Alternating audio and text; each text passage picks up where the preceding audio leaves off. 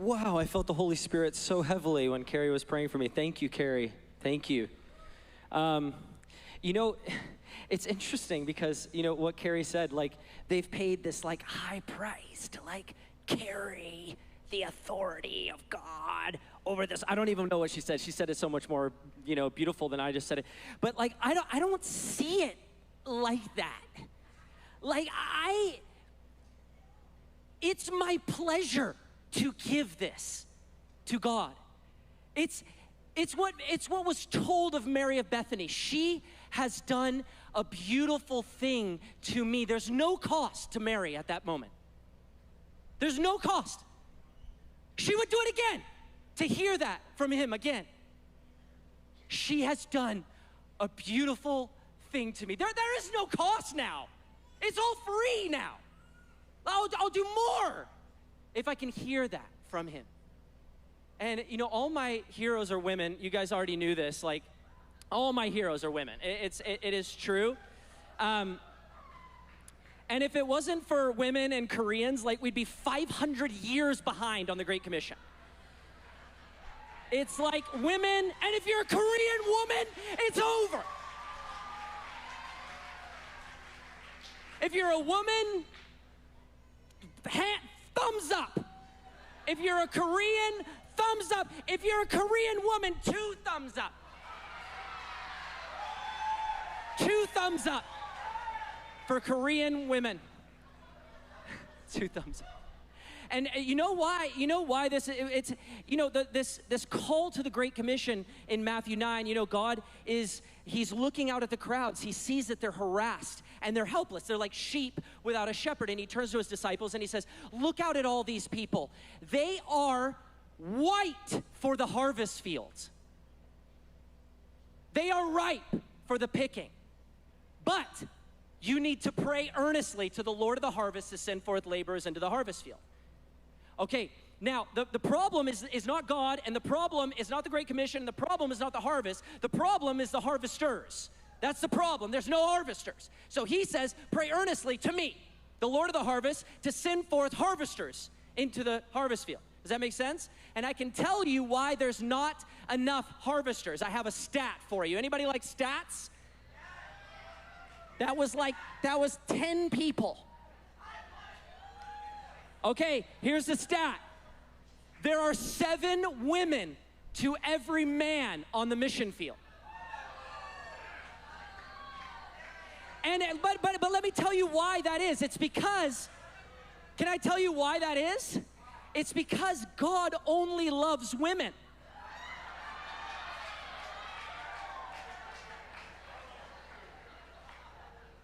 It's because he only likes them. Men, I'm sorry. He created you in his own, he doesn't like you. No, here's the only other option. The only other option is that God is calling another 6 men, and 6 men are saying no. And I can't tell you how many times I've had altar calls here, and I say, come up if you feel called to long-term missions. And trust me, both genders are up here. And all the men are praying out of Isaiah 6. In the year that King Uzziah died, I looked and behold, high and lifted up, the train of his robe filled the temple. Here am I, Lord, send my sister.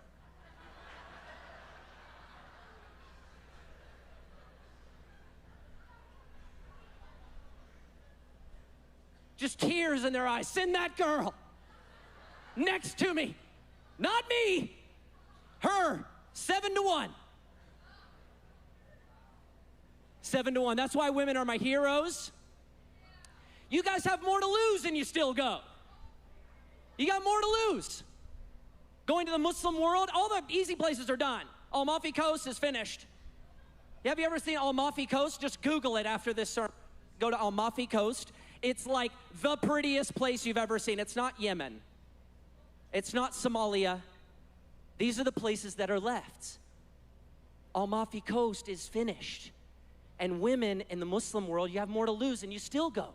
7-1. My wife is one of my biggest heroes in the entire world. She is absolutely unbelievable. Her name is Dominique. And I said to her one day, Dominique, what if we moved to Central Asia together?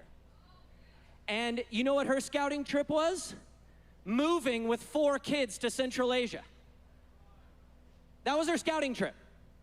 Signed up for 20 years in Central Asia, no scouting trip at all. Just move with 4 children, tiny. 4 kids, 5 and under. Let's just do it. That's the scouting trip of a woman missionary. Why do we have 1 million scouts? You don't need it. We don't need it. We can just go. And another hero woman of mine, her name is Ashley. She's a missionary overseas right now. I'll never forget what she said. She always says this. She says, I always thought that missions was my great gift to God. And now I realize that missions is God's great gift to me. I mean, if that doesn't rock your soul, you're dead inside. You're dead inside. You just, if that doesn't wake you up, because we think, oh, this is my alabaster flask to you, missions. Here you go, God. And what you're going to realize is that He wants you there. It's the very best place for you two to get close, and that's why He wants you in Afghanistan. That's why He wants you. That's why He wants you in Kyrgyzstan. That's why He wants you in Saudi Arabia. That's why He wants you there. He says, I am the Lord of the harvest. Get out here to me. Okay, that's not what I'm talking about tonight. All right. Women, they're the heroes, guys. Women and Koreans.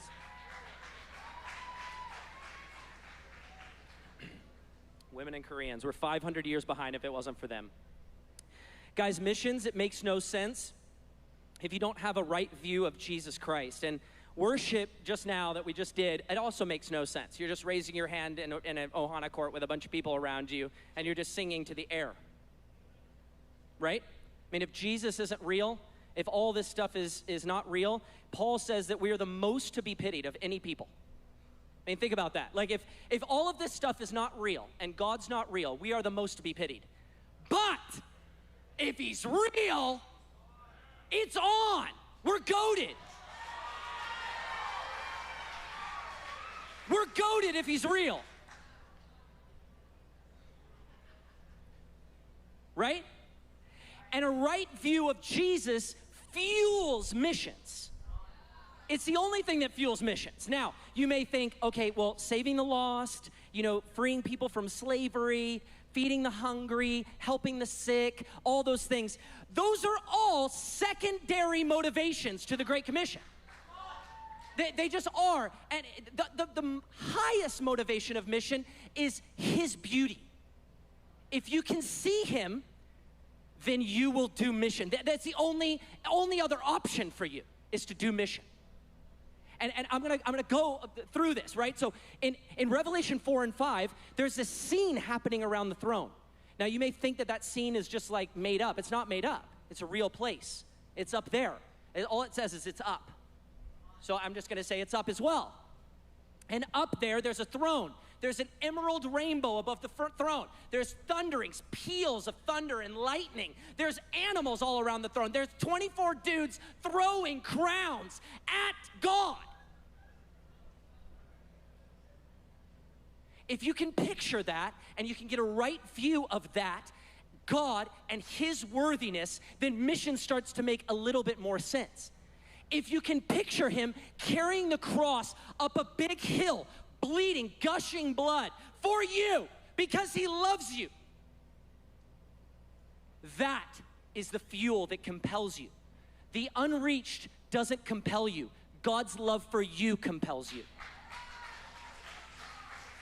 God's love for you compels you to do mission.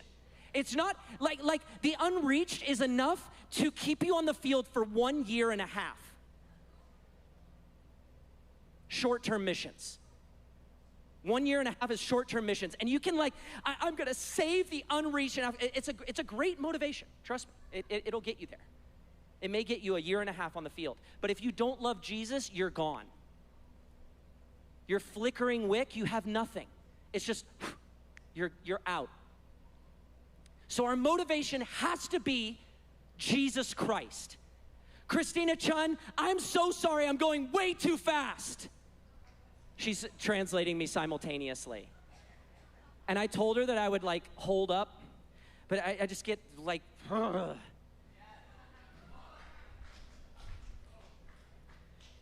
And so if Jesus is our number one motivation, you have to understand that Jesus is not here right now. Okay, now you're gonna turn to your neighbor and say, he can't say that. He can't, what do you mean Jesus isn't here right now? I feel him. That's not what I'm talking about. I'm talking about Jesus is not here right now. And you're thinking, get the guy off the stage. And you know, we sing these songs. I've grown up in prayer room. Like, I've done 13 years of prayer room now. I've done it in Nepal, I've done it in Kansas City, I've done it in Colorado, I've done it in Kyrgyzstan, I've done it all over. I've done prayer room. We sing these songs sometimes, and it's like, Jesus Christ, he's in this room. Jesus Christ, he's sitting next to me in this chair. But he's not. He can't, he's not in the room, and he's not in the chair. He's up there. And the whole reason you are sitting in this chair is because he's up there. You would be doing other stuff if he's in the chair next to you. Missions would be over. And I want missions to be over. I love being a missionary. I told you I love being a missionary, but I don't want to do it anymore. I just do it because there ain't nobody else out there. I just said, hey, there's nobody over there. I'll just try that out. No sign, wonder, no audible voice. I was just like, those mountains are pretty cool looking. I'd love to go hike in those. Moved to Nepal. That's it. I just love God. I just assume that he loves me, and I just go for it. You're like, get this guy off the stage. Get this guy off the stage, doesn't know what he's talking about. Jesus is not here right now. And this, I'm about to connect the two pieces. So Jesus is our motivation. Jesus is not here right now. What is the next step? How do we get him back here right now? Oh, is that what you're thinking? Oh, you guys are so good. You can tell I have 5 kids. You're so good. You're doing it. How do we get him back here?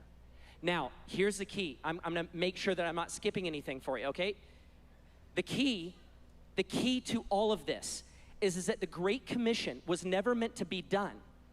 It was never meant to be done. It's not busy work for you to do so that you can just have something to do and then you die and then the next person in your family has something to do and then they die. It was always meant to be finished. It was given you so that you would finish it. Okay, now I think that this, you're gonna think in your mind, well, that sounds insane. What do you mean finish it? Exactly, finish the Great Commission. Not just do it dilly-dally all day long until you die. Okay, now some people are like, I'm doing the Great Commission. I share the gospel at Costco once every 3 years. I am doing the Great Commission. Now, I'm poking at something, right? I don't want you to hear any like sort of like, oh, like he's high and mighty on the stage. Okay, don't go to Costco once every 3 years and think you're going to complete the Great Commission. That's not how it works. The Great Commission is not about just dilly-dallying, giving you busy work. When Lauren Cunningham had the vision of the waves, everybody's read the book. If you're in this room, read the book. There's like a prerequisite.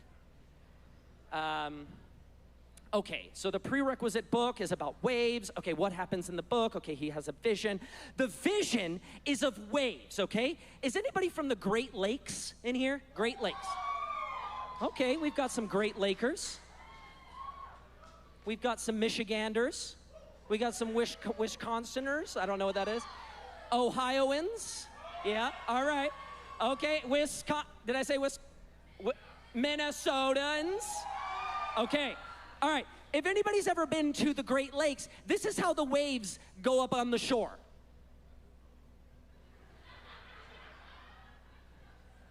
lapping, lapping, lapping. Boring.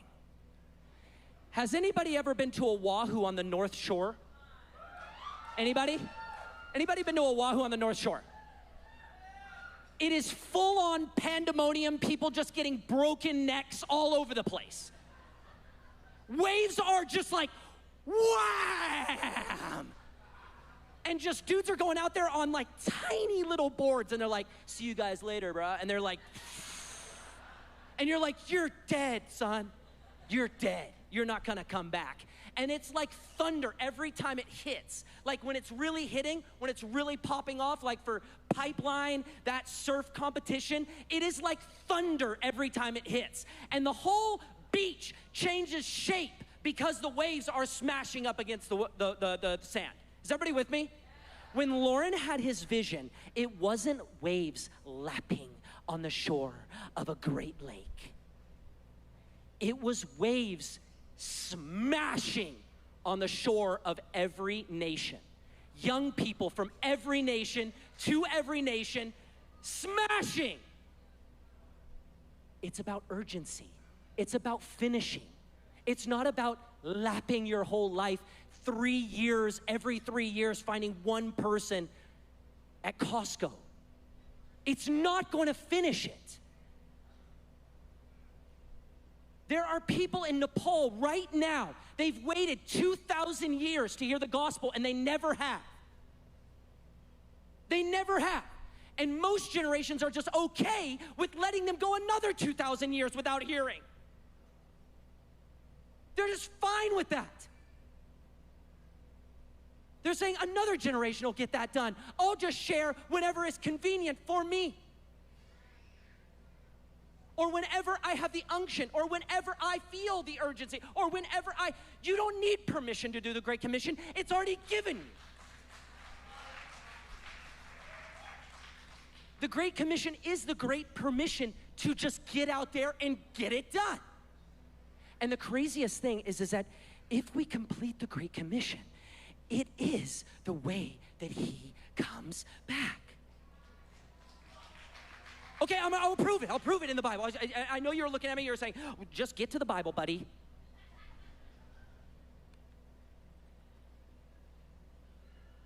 Just get to the Bible, buddy.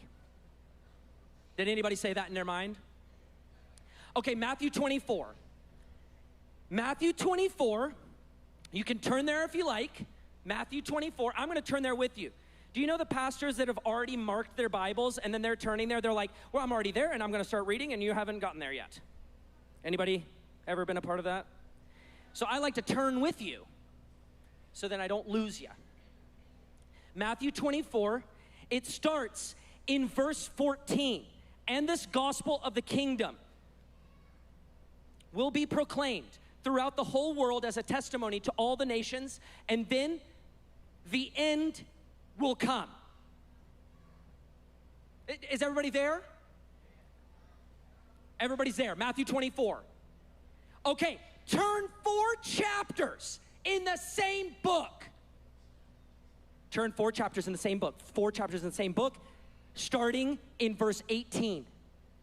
All authority in heaven and on earth has been given to me. Go therefore and make disciples of all nations, baptizing them in the name of the Father and the Son and the Holy Spirit, teaching them to observe all that I have commanded you. And behold, I'm with you always, even to the end. Why did he use those words? Why did he say to the end? Because in Matthew 24, he said, that's when the end's gonna come. You complete this Matthew 28 thing, then the Matthew 24 thing is gonna happen. And you are my dream team. He's going to choose you. He says, you are my dream team. I am picking you. Now, don't ask me why the God of the entire universe comes up with a rescue plan and he says, I'm gonna use these 12 absolutely clueless teenage dudes and me, and I'm only gonna do ministry for 3 years and we're gonna save the entire universe. That's a bad plan. That's a horrible plan. Now, I mean, the kicker is that they had God on their team. When God's a point guard, it's over. You're goated because you got God. So then you got 12 dudes that were clueless even until after he's dead. And he says, I'm about to save everybody with these 12 dudes. The entire universe is about to be shifted because of these guys. And that's what he's looking at you guys like. He's saying, you guys are my team. Now, hopefully some of you guys are a little more aware than these 12 disciples. Right? Are you a little more aware? Say, I'm a little more aware.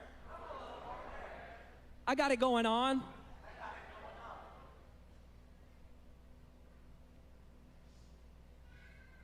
And he wants you to go.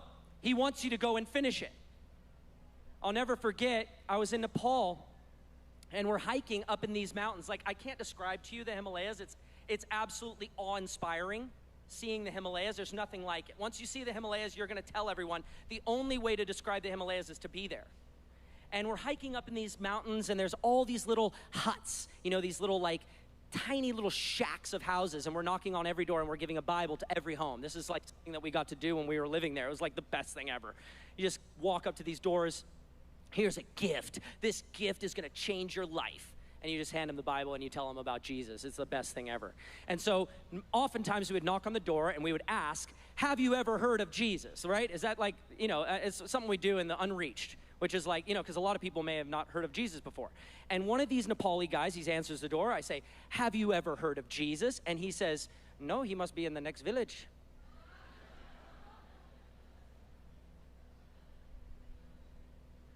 He literally thought Jesus Christ lived in the next village. He had no idea. He'd never heard the name before. There are people like that out there. And where I'm from in Georgia, there's 30 churches in my backyard. There's 30 churches in my backyard. And there's someone in Nepal right now who thinks Jesus Christ may live in the village next to them. One of my other heroes in my life, I'm so thankful because he's my father-in-law. His name is Don Curry. And he's sitting right here. He's like one of my heroes. And yeah, he's amazing. But they were missionaries in Pakistan. And so my wife, she grew up in Pakistan. I told you she was cooler than me at the beginning, remember? And she grew up in Pakistan. She's so cool. She speaks like 80 languages. And they go to the village one day on their evangelism routes. And he meets this older gentleman, and he starts sharing the gospel with this older gentleman. And the older gentleman says, this is incredible news. When did this happen? And Don looks at him and says, I'm so sorry. This happened 2,000 years ago. And the guy looked at Don in the eyes and said, what took you so long to get to us? What took you so long to get to us? There has to be a generation that says, this is enough. There has to be a generation that says, right now is the time to complete the Great Commission. Right now. Like, it has to be, like, and when I look out at this crowd, I see the ending of the Great, like, if all of you guys join the missionary force, long-term missionary force in the world, we would literally, like, the percentage mark, it would tick up. It would tick up just because of this room. Just because of this room, it would tick up. There has to be a generation that says, I am done. And the reason that you're gonna say, I am done, is because inside of you is this thing, okay? And this thing is called the groaning. And you know what you were all given when you believed in Jesus Christ and gave him the lordship? You received something called the Holy Spirit. And if it wasn't for the Holy Spirit, it would be absolutely impossible to complete the Great Commission. It's impossible to love God without this Holy Spirit, because we see like these guys in the book of Acts, the very beginning, they're like still like trying to figure stuff out. They're like in prayer meetings, but they think Jesus is coming back tomorrow. They're up in this prayer room and they're like, hey guys, let's like pray and pray until Jesus comes back today at 2 p.m. Let's get it done. And then all of a sudden, boom, the Holy Spirit comes. and empowers these guys to preach the second best sermon I've ever seen in the Bible. The first one is Sermon on the Mount. I mean, it's hard to top God. That's the best sermon. Second best sermon, Acts 2. And just before that, Peter, the cock cried 3 times, and he's just like, I don't know that dude at all. I don't know him. I've never even met the guy. And then the Holy Spirit falls on him, and he's all of a sudden the greatest evangelist to ever live. So, what I'm just telling you right now, I know myself, there ain't no way I could do the Great Commission without the Holy Spirit. There ain't no way. Now, the Holy Spirit is inside of you for a very specific purpose. Do you know what the specific purpose is?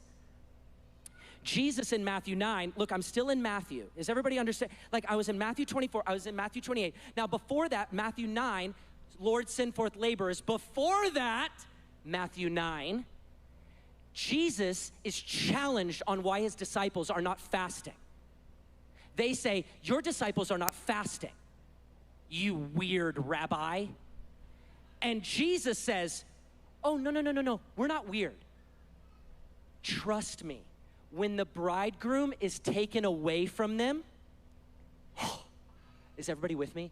Do you feel the Holy Spirit right now? When the bridegroom is taken away from them, in that day, they are going to fast. In that day, they are going to mourn for me. They're going to be sad that I'm gone. They are going to yearn and long for me to return. Okay, so if you're yearning and longing for him to return, and you know that the blueprint to get him to return is what? To do the Great Commission. Okay, the Great Commission, then you are going to yearn and groan until it's finished. You are going to yearn and you are going to groan, and you are not going to feel fully alive until you see his eyes face to face. That is how you are always meant to live. You are meant to be in a garden with him, holding his hand, looking at his eyes, saying, whoa! And that will happen again.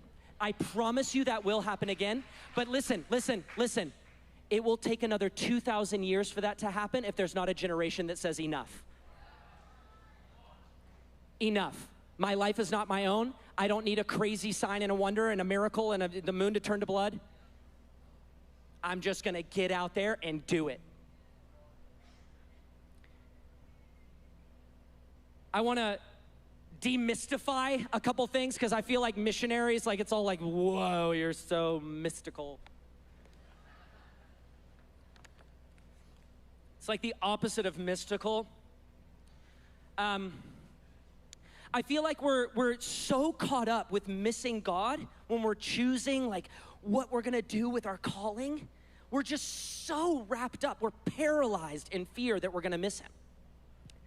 And I don't know why we get this. Like, I just want you to picture, like, tonight that you come up and you just sign up, I want to move to Nepal, and you moved to Nepal for like 2 to 20 years, and you love him there, and you pray, and you worship, and you give everything that you have, and you preach the gospel, and you raise a family in Nepal, and you grow up in your old age, and your gravestone, it's written in Nepali, and you get up there face to face, and God says, you went to the wrong people.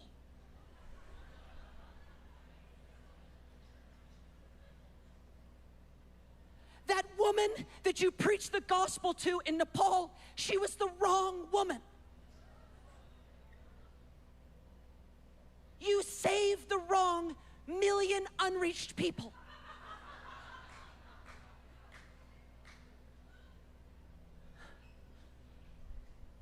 Raise your hand if you think that's who God is. Like, why are we so paralyzed? Like, we sit in the throne of life just like, I will wait because I'm so holy, I will wait on the voice of God to tell me audibly to move to Nepal.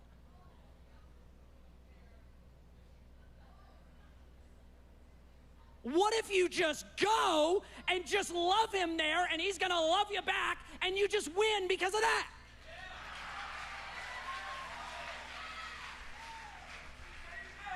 always picture like my life, like, you know, I'm like, okay, God, I've got this one arrow and I can see like my target right there. And I'm like gonna shoot it. And I'm like, I shoot my shot and like God's got the target over here and he just runs. Boom. Great shot, my son. You are so accurate. I love you. Now get on into heaven.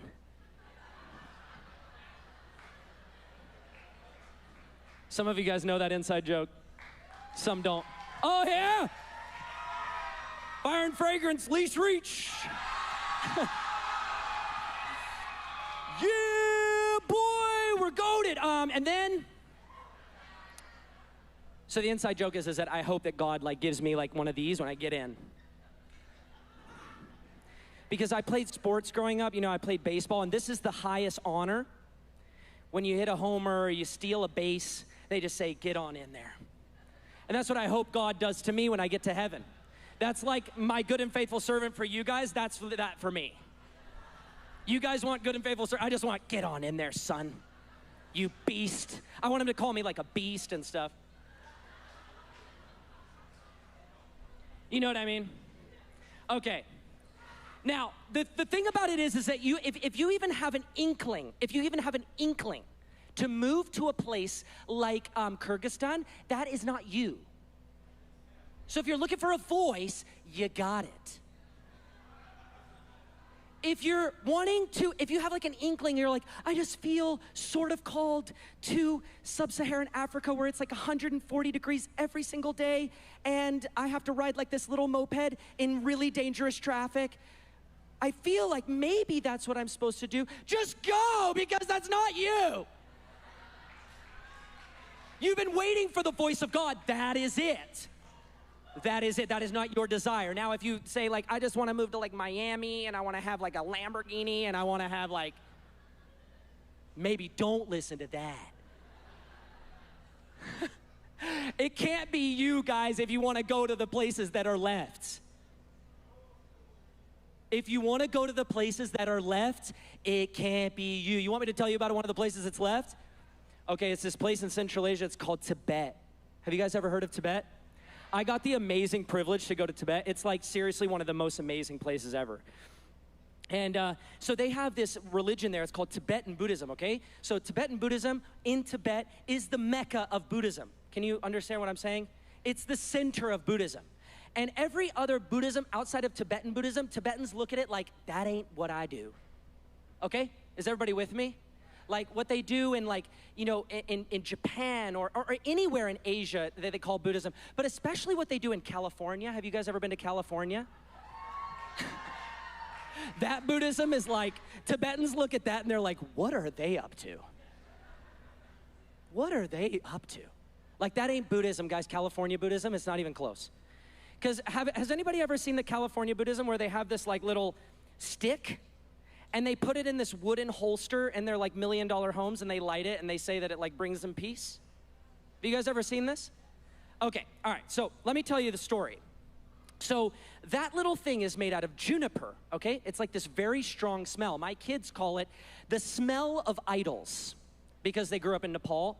And so when they smell that, they say, I smell idols, because they grew up in Nepal, okay? All right, that little juniper stick, they burn it, right? But in Tibet, they have, on the Temple Mount in Lhasa, they have these kilns, and they're 15 feet tall. These kilns all around, like they're placed all around the Temple Mount. And there are Tibetan Buddhist monks shoving juniper trees inside of these massive burning kilns. Can you guys picture like what that would look like? The smoke is like, it's white, first of all, the smoke is white, and it's billowing out like uncontrollably all around. And when you're walking like behind you, like you can see like the little like curls of smoke around you, and it's just pure chaos, like pandemonium on the Temple Mount. Everybody shoving these trees in, smoke everywhere. And then I want to show you what they do. They do this thing called the Tibetan Buddhist prostration. And it goes like this. It goes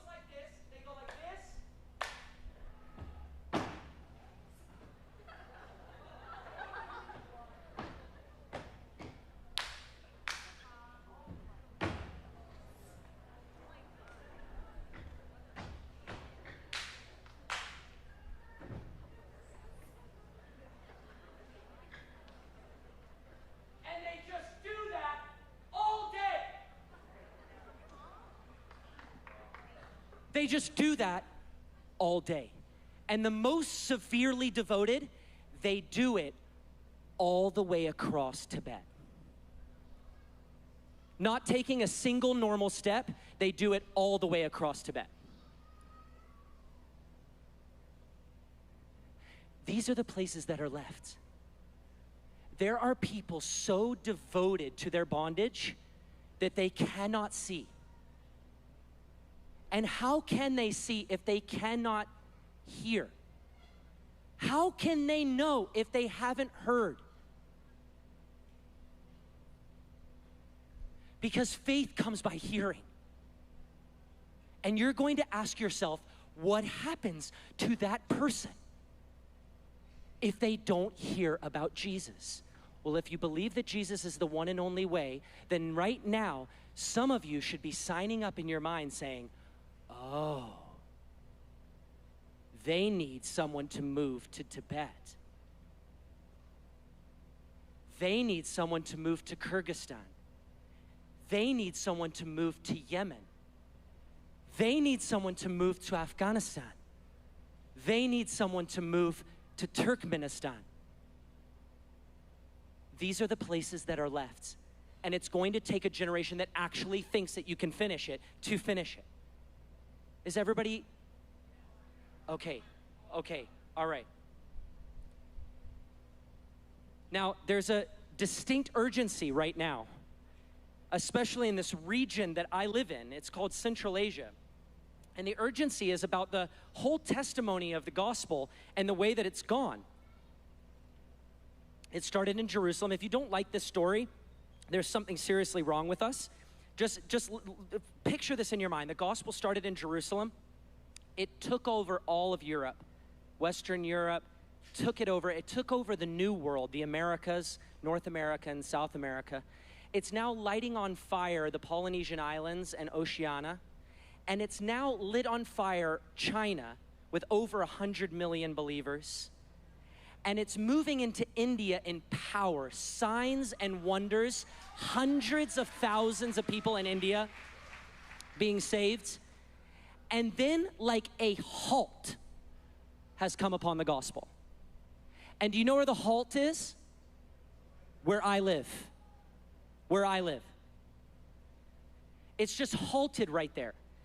But there is a massive open door right now. We could take you all on our team and it would be fine. There is a huge open door right now, like a window cracked open for the glory of God. But it's going to take like some real okay, we're gonna do this thing. Because right now you're thinking in your mind, post DTS, what I'm gonna do is I'm going to just ask God what he wants me to do. I'm going to listen to that. But what you actually mean is that you want to go to Hapuna and you want to see written in the foam of the wave, move to Kyrgyzstan. And then you want Archangel Gabriel to come to you on Hapuna Beach and you want him to say, move to Kyrgyzstan. And then you want the moon to come out and turn to blood, the 4 living creatures to surround you, fanning you with their 6 wings, move to Kyrgyzstan. And then you are going to require all of that to move to Kyrgyzstan.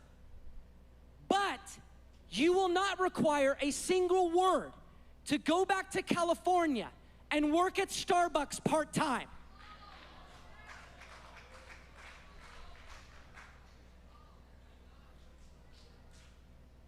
You will just assume this is what I'm supposed to do because I wasn't spoken to with 10 million confirmations. But that's not fair, you see. How is that fair? How is that fair that it takes you 10,000 confirmations to move to where I live and not a single confirmation to work at Starbucks part-time where you live? It's not real. It's not real. Those confirmations that you need, they're not real. You don't need any confirmations. You have the Great Commission. You don't need the audible voice of God. We believe in the audible voice of God. We believe that. We're in YWAM. We believe that. We believe in the voice of God, right? Right? We believe that. So everybody say, I believe that. But you don't need that to go on Great Commission. Because you don't need a voice, you have a verse. You have a verse that says, go to everybody and teach everybody the things that I taught you. And behold, I'm with you even to the end of the age. That's what he says. He promises you. If you do this Great Commission thing, I'm going to be with you even to the end of the age. Is everybody here right now? But it's unfair. It's unfair if you say, but I feel like I need this confirmation after confirmation. I'm demystifying it for you. And I can't tell you how many people have come up to me and they say, Robert, I just really feel called to Central Asia. I'm gonna come. I really feel called. And then I see on Facebook they adopted a dog, yo.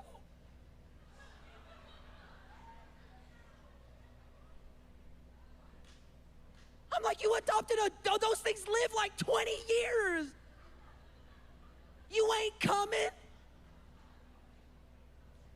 You adopted a dog. And dogs are keeping us from Jesus. Dogs. I mean, I like dogs, whatever. I like dogs, but I love Jesus. Man, the golden retrievers. I mean, I know they're cute, but don't adopt that thing when you've got a call to the mission field. It's crazy. It blows my mind. They're like, but I've got a great job, man. And money is keeping us from the Great Commission. I've got a good job. Stability is keeping us from the Great Commission. Stability. Stability is one of these like great fears. People are like, I feel stable. The only reason they want to feel stable with all this artificial stuff is because they're so afraid. They're ridden in fear, and they're like, I've got this job because I'm so afraid that if I don't have this job, people are gonna think this, this, and this. I'm gonna be this, this, and this. Let me tell you, I've been doing this for 13 years. I've never been hungry. I've never been hungry. Now, I don't have a, whatever car you want. I don't have that. But I have like 5 kids that I support. You know what I mean? I'm not poor. But that's what you're telling yourself. You're telling yourself, if I'm a missionary, I'm not gonna be happy or something. Who in here has ever been fishing? Have you been fishing before? Have you ever been fishing? And when you catch a fish and you pull the fish out of the water and you're trying to get the hook out of the mouth, but you got the hook caught in the eye socket or something? Oh, it's terrible. You're just like, sorry, little guy. I love animals, so, all the spear fishermen, don't raise your hand, kill it. I'm like, I just get that thing out of there, and release them back. I love animals, man. I really do. I just don't like it when people adopt dogs when they're got the mission's calling. And when you get the fish out of the water and you can't get that fish hook out of its mouth, it's stuck in there, and the fish is straight up dying. It's like first when you get it out, it's like its gills are like, woo! And then it's starts to do this number here. Like, help! And you're like, you get the Leatherman out, you're trying to get it off. Anybody ever been in that spot? Or is that just me? I'm just like a bad fisherman. Okay. And then you get it, and then the thing is dead. The thing is just stopped moving, and you're like, okay, get it in the water, and you finally get the thing out, get it in the water, and you get it in the water, and what happens if you just drop that thing in the water and you just let go? Well, it's gonna be dead. It's just gonna sink down to the bottom. But any good fisherman knows what you do when you put the fish back in the water. You run that thing back and forth. Because what that does is it gets the water back into the gills. You're basically manual, it's like CPR for a fish. You're just CPR. CPR, get in there, buddy. And then all of a sudden, what happens? The fish comes back, it's like, shoo, and it just takes off, and you never see the fish ever again. Is that right? Now, everyone told me that when I went to go be a missionary, that my life was going to be like this. Everyone told me that. Everyone told me. They said $10,000 for a DTS? What a waste. You're so handsome. That's a waste. You're too educated. That's a waste. You're not educated enough. That's a waste. You're too old, that's a waste. You're too young, that's a waste. You're too secure, that's a waste. You're unsecure, that's a waste. But when I was put into the Himalayas, it was like God gave me CPR. And I took off. I was like a missile. I was just off into the Himalayas. The very thing that everyone told me would kill me made me come alive the most.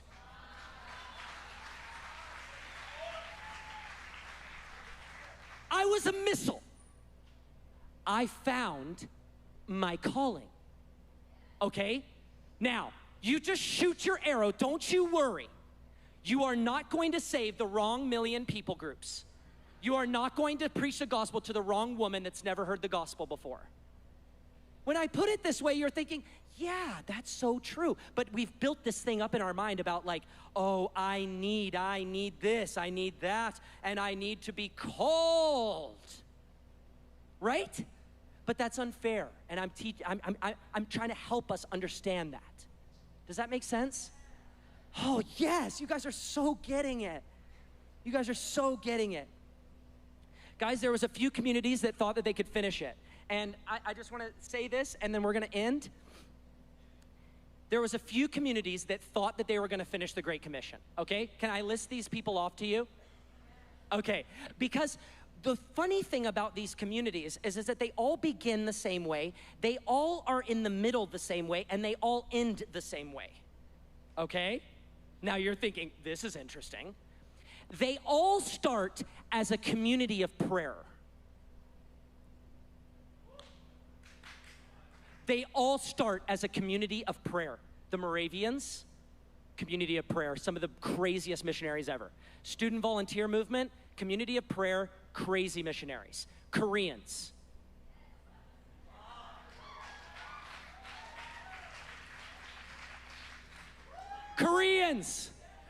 They started as a community of prayer in Pyongyang. This is where it started. Revival in Pyongyang. Best missionaries ever. Best missionaries. I mean, you guys think, like, I have this funny story. I went to this place called Bhutan. It was like the best thing ever. And I was like with this underground pastor's son, and he was like, I'm so happy you're here. We've never had missionaries. We just have no missionaries that live in Bhutan. None. And I was like, oh man, that is pretty sad that you have no missionaries. He's like, there's none. There is none. And we're on this bus trip, and we're coming into the capital city, and I see this massive sign, and it says, Korean restaurant. And I said, you think that there's none in Bhutan, but go to that restaurant. I guarantee you, they are missionaries. They are everywhere. Koreans are everywhere. And they started as a prayer community. Trust me, they started as a prayer. Okay, let me give you another one. Brazilians. What, there's like 500 Brazilians in here? What is that? Also, if you speak anywhere, there's always somebody with a Brazilian flag. Has anybody got the flag? No? Okay. You guys forgot it? Okay, that's all right. They forgot it. Let me give you two more. YWAM.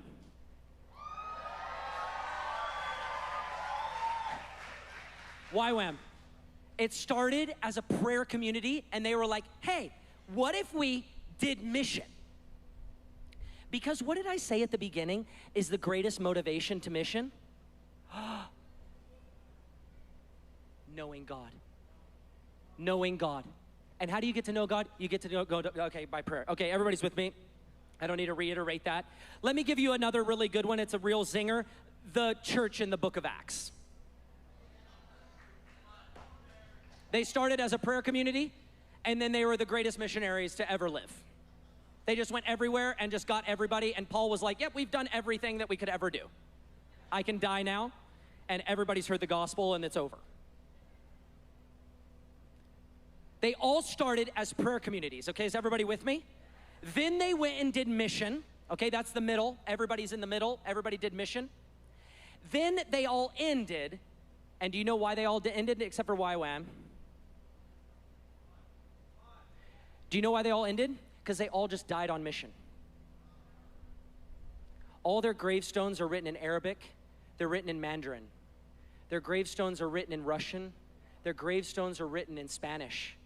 Their gravestones are written in Hindi. Their gravestones are written in Turkmen. Their gravestones are written in Farsi. Their gravestones are written in Japanese.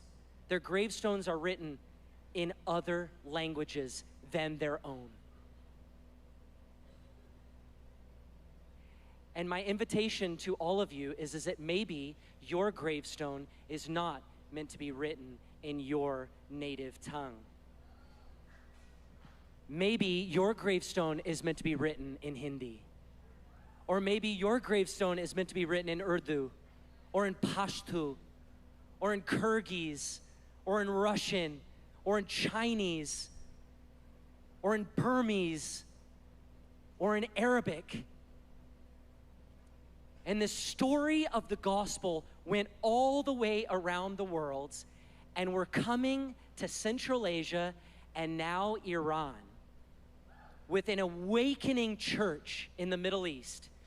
And if you don't love this story, there is something seriously upsetting, because we know that the end of the story is that Arabs from the West Bank and from Gaza are going to be worshiping Yahweh and the Messiah, Jesus Christ.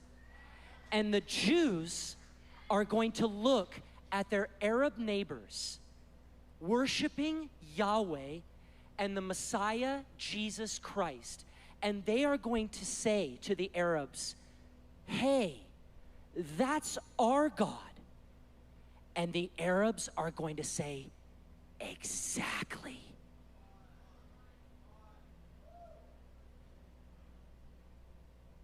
Exactly. And when the Jews hear that, the sky is going to crack open. There's going to be a trumpet sounding. And there's going to be a man that we all love. And he's going to be riding on a horse. And he's going to be galloping down, and he's going to scream out a name that only he knows. And we get to be with him face to face. And you will be the generation that welcomed him.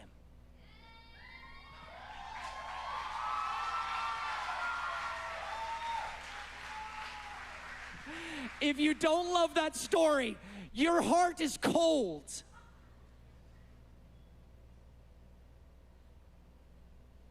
And I know you all love that story. That's why you're in this room. That's why you're in YWAM. That's why you've chosen this route. Because people have told you you're wasting your life. And that happened to another little girl. She was told that she wasted her life on Jesus. And you know what Jesus said? She has done a beautiful thing to me. Do not mess with her. Something like that. I just always picture that scene like, you better not mess with Mary. She's mine. And so what you were told was a waste is not a waste. It's a beautiful gift to Jesus Christ. And some of you are not called to short-term missions. Some of you are not. Some of you are not called to short-term mission, and you do not need a voice, and you do not need any of that. And some of you, I know for a fact, because I'm helping with this least reach school, I know for a fact that some of you guys came in here right now, and even before I was talking up here, you already knew. Because it's not the big sermon on the stage that makes laborers go to the field. It's like the 4 old ladies in Chick-fil-A praying every Saturday morning. Anybody know those ladies? They're just in there just interceding for laborers, and it's all y'all. It's not this sermon that gets people to go to the field. It's prayer. And so some of you in this room, your hearts have been burning. I just want to invite up the worship team. Some of you in this room, your hearts have been burning throughout this entire lecture phase, your heart's been burning. If you're a staff, I'm especially speaking to you. If you are a staff here in YWAM Kona, trust me, YWAM Kona is okay without you. Trust me. And I say that with all the care and heart and daddiness I can do it. In the fatherly spirit, this campus can keep going. What we need is Jesus Christ to come back. And so you, like the staff in the room, it's especially a word for you. It's a double down word for you. Maybe you've been here for 2 years. Maybe you've been here for 3 years, 4 years. And God spoke to you back in the day. And even as I've been speaking, it's like, oh, God spoke to me back in the day. And you're never too old, and you're never too young, and you're never too inexperienced, and you're never too experienced, and you're never too educated or uneducated, and you're never too pretty, and you're never too handsome. If you've got all of those things and a little bit more and all that, it's going to be tough. The no's are getting stronger, but I believe that the yeses are getting even stronger. And so what I want to do, there's kind of 2 ways to do this, I feel like. And because of my personality type, and I feel the way that God has made me, is that I think that God made me a happy missionary. I am happy. I don't come back from the field being like, the harvest is just not ripe. It's just been hard. I come back from the harvest saying to you, it is ripe, and I want you to come with me. I want you to come with. I'm not asking you to do something that I haven't done myself. I'm inviting you to go with us. And so what I would love for us to do is to do a public display of you signing up to do long-term missions. And the way that we normally do that is we have you come up here in front of the stage, and we ask you to just make a transaction with God. Just say, God, I sign up to do this, but I don't want to do that. I want to do it a different way. And the way that I want to do it is I want you to come up on the stage. And we are going to go insane, because when people sign up to go to the mission field long term, when people make this transaction in their heart, this is a transaction. You must pay a price. But I'm telling you, it's going to be as if it were no cost. You're going to pay a price, but it's going to be as if